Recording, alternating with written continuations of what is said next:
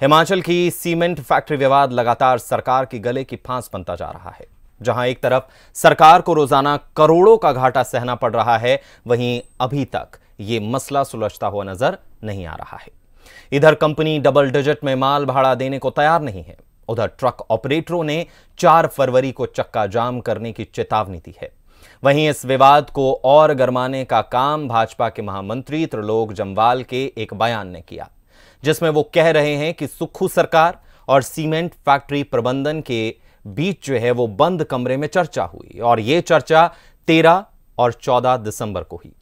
फिर उसके बाद प्लांट जो है वो बंद हो जाते हैं, नोटिस दरवाजों पर लग जाते हैं जिसमें यह लिखा होता है कि कर्मचारियों को अब काम पर आने की जरूरत नहीं, अनिश्चित काल के लिए प्लांट बंद किए जाते हैं। आगे बढ़ने से पहले हम सुनते हैं कि आखिर त्रिलोक जम्वाल ने अपने पूरे बयान में क्या कुछ कहा है।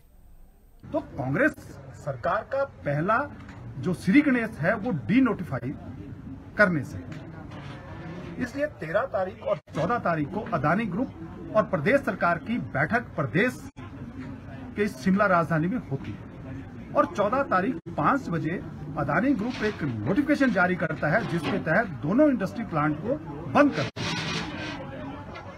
तो प्रश्न ये पैदा होता है कि 13 और 14 तारीख को जो अदानी ग्रुप और सरकार के बीच में जो बातचीत हुई वो क्या हुई, ऐसी कौन सी परिस्थिति आन पड़ी जिससे ये जो इंडस्ट्रियलिस्ट हिमाचल प्रदेश में काम कर रहे हैं, पिछले 6-7 महीने से ग्रुप काम कर रहा है, अलग सडन इनको दोनों प्लांट बंद कर दिए।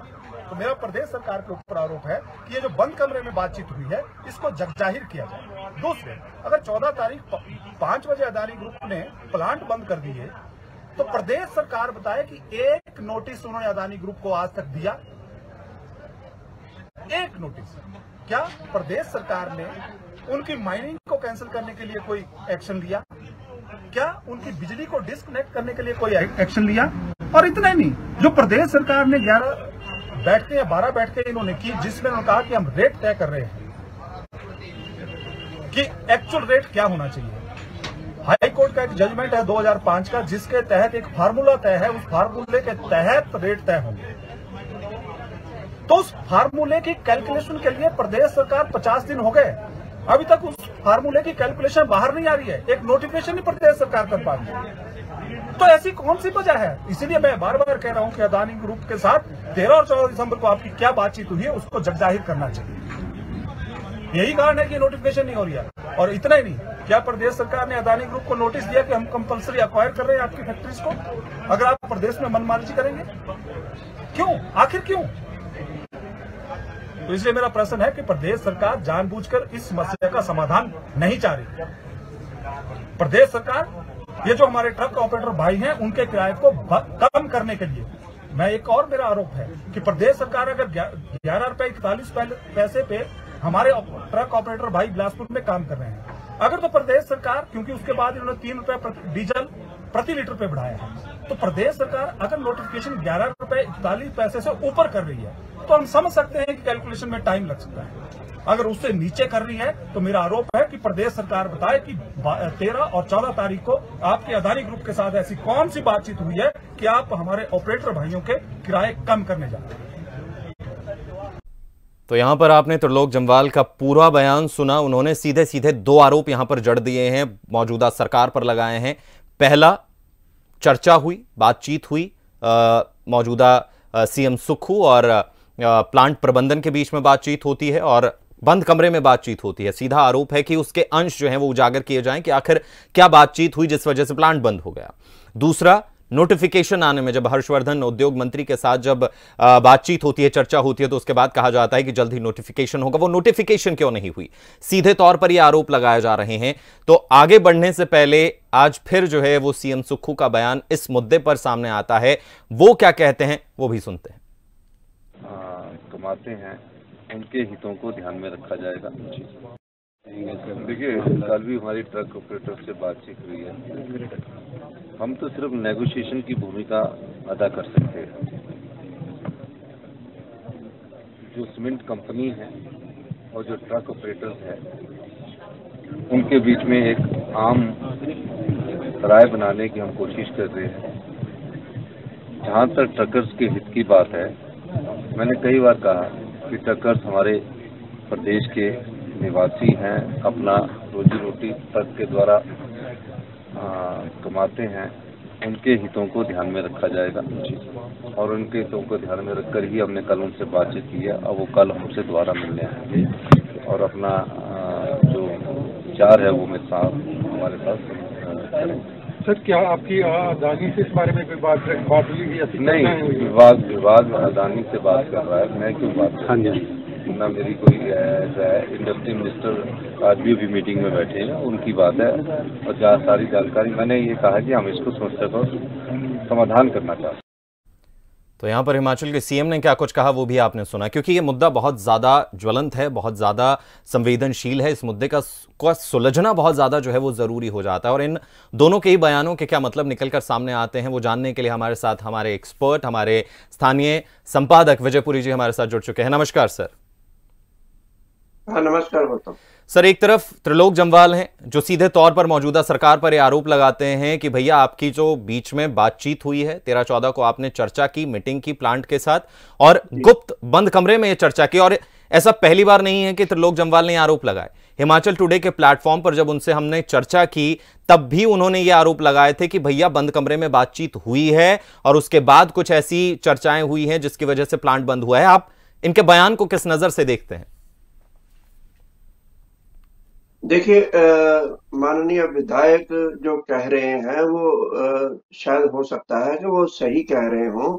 यदि उनका ये कहना है कि अदानी ग्रुप प्रबंधन और राज्य सरकार के बीच में कोई बात हुई है, तो हो सकता है बात हुई हो, लेकिन वो बात यही हो सकती है कि ट्रक भाड़ा आखिर क्या होना चाहिए।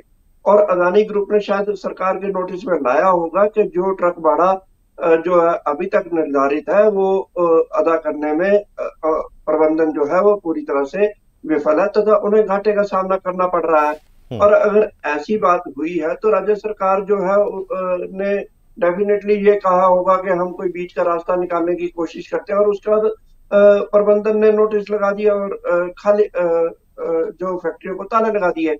तो इसका मतलब ये नहीं है कि ऐसी कोई गुपचुप बात हुई जिसमें राज्य सरकार ने ये सहमति दी हो कि भाई प्रबंधन आप फैक्ट्री बंद कर दीजिए और आपको हम अनुमति देते हैं कि फैक्ट्री बंद कर दीजिए।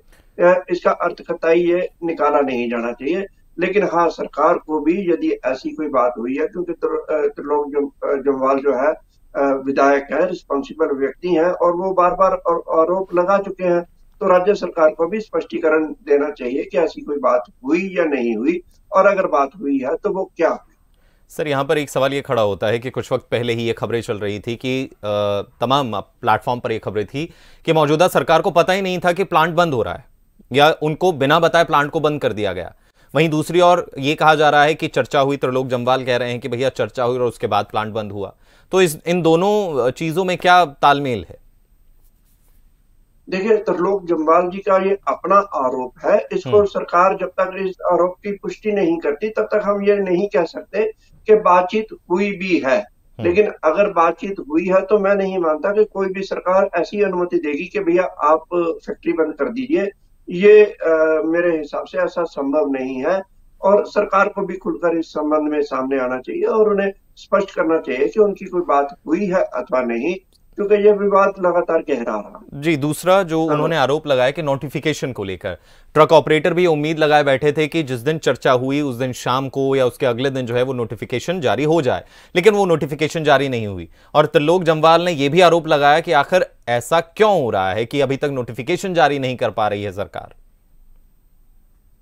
देखिए गौतम, मैं जहां तक इस मुद्दे को समझ सकता हूं, समझ रहा हूं, तो ये आर्थिक विशेषज्ञों की एक अपनी राय हो सकती है। आपको मैं ये बताऊं कि राज्य सरकार ने जो दरें निर्धारित करी हैं, अब मसलन मैं कहता हूं कि जी अमुक 4 रुपए, 5 रुपए, 6 रुपए, 7 रुपए, 8 रुपए, 10, 11, 12 जो भी रेट तय किया है, वो राज्य सरकार ने उसकी नोटिफिकेशन निकाल दी और उसके बाद अंबुजा और एसीसी प्रबंधन ने उसे स्वीकार करने से इनकार कर दिया। तो आप जानते हैं ये विवाद कितना भड़क सकता है, क्योंकि उसके बाद राज्य सरकार के पास हल करने के लिए कोई स्थान बचेगा ही नहीं। इसलिए राज्य सरकार किसी भी अंतिम निर्णय पर पहुंचने से पहले, कोई नोटिफिकेशन जारी करने से पहले दोनों पक्षों के बीच एक सहमति बना लेना चाहती है कि भैया इस रेट पर आप सहमत हो, और इसी रेट पर यदि वो सहमत है, दोनों ग्रुप यदि उस पर सहमत है, तो आने वाले समय में जो है वो रेट निर्धारित किए जा सकते हैं और इसको दोनों पार्टी अपने अपने तरीके से एक्सेप्ट कर लेगी और बीच बचाव का रास्ता निकलेगा। और अगर ये रेट की एक्सेप्टेबिलिटी नहीं बनती है तो मैं आपको बताऊं कि उससे पहले राज्य सरकार नोटिस जारी करने की स्थिति में नहीं होगी, क्योंकि आंदोलन बढ़ सकता है और सरकार के पास भी, सरकार से बातचीत करने के तमाम रास्ते भी बंद हो जाएंगे। तो ऐसा सरकार मेरे हिसाब से नहीं चाहती, ना ही ऐसा कोई और चाहेगा। ये चीज मैं समझ गया कि सर ये हो सकता है कि नोटिफिकेशन किस वजह से जारी नहीं हो रही है, लेकिन इसमें विलंब हो रहा है और ये भी देखा जा रहा है कि जो ट्रक ऑपरेटर्स का पेशेंस है वो कहीं ना कहीं जवाब दे रहे हैं, क्योंकि 4 तारीख उन्होंने मुकर्रर कर दी है कि 4 तारीख को वो प्रोटेस्ट करेंगे, प्रदर्शन करेंगे, चक्का जाम करेंगे। और ये भी कहा जा रहा है कि किसान आंदोलन के मुख्य चेहरों में से एक राकेश टिकैत जो है वो इस आंदोलन में शामिल होने वाले हैं। तो इसको किस एंगल से आप देखते हैं? देखिए गौतम, मैं ये कहूंगा कि ये जो है आंदोलन जो है वो ट्रक ऑपरेटर भी बेचैन है और निराश भी हो चुके हैं, वो हताश है पूरी तरह से। अपने आंदोलन को किसी तरह वो एक ऐसे स्तर तक पहुंचाना चाहते हैं जहां सरकार उनकी आवाज सुने। लेकिन अब मैं फिर ये कहूं कि सरकार के बस में नहीं है। आज मुख्यमंत्री ने भी ऐसा कहा है कि सरकार जो है वो तीसरी पार्टी है। पहली पार्टी अंबुजा प्रबंधन है, दूसरी पार्टी ट्रक ऑपरेटर्स है। इन दोनों के बीच का विवाद है, उसमें सरकार पूरी तरह से हस्तक्षेप करने की स्थिति में मुझे नहीं लगता कि वो है। लेकिन मैं आपको फिर बताऊं कि अगर ट्रक ऑपरेटर्स जो है अपने आंदोलन को बहुत ज्यादा सक्रिय करते हैं और वो जो सड़कों पर उतरते हैं, उससे राज्य सरकार को नुकसान होगा।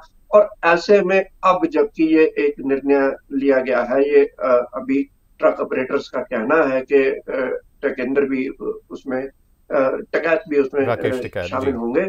तो अगर वो किसान नेता शामिल होते हैं तो ऐसी परिस्थितियों में मैं यूं कहूंगा कि आंदोलन बढ़ सकता है। तो अभी किसान नेताओं को आगे नहीं आना चाहिए, क्योंकि टिकैत अगर आ गए मसलन, तो आंदोलन के लिए वो क्या आह्वान करेंगे? वो यही आह्वान करेंगे ना, सड़कें रोक दो और अपने ट्रकों को सड़कों के बीच में खड़ा कर दो, किसान आंदोलन की तरह, जैसे सिंधु बॉर्डर पर हुआ जो दिल्ली में हालात हुए थे, वहां खड़ा कर दीजिए और हिमाचल को जाम कर दीजिए। उससे नुकसान किसका होने वाला है? उससे नुकसान जो है वो राज्य सरकार को तो होगा ही, उससे नुकसान प्रदेश के प्रत्येक नागरिक को होगा। पर्यटन व्यवसाय प्रभावित होगा, सड़कें जाम होगी, तो सामान्य जनजीवन जो है बिल्कुल अस्त व्यस्त हो जाएगा। ऐसी परिस्थितियां ना हो तो अभी ट्रक ऑपरेटर्स को भी शांति से आंदोलन चलाना चाहिए और भविष्य में इसे रास्ता निकले, इसके लिए ठोस उपाय करने चाहिए।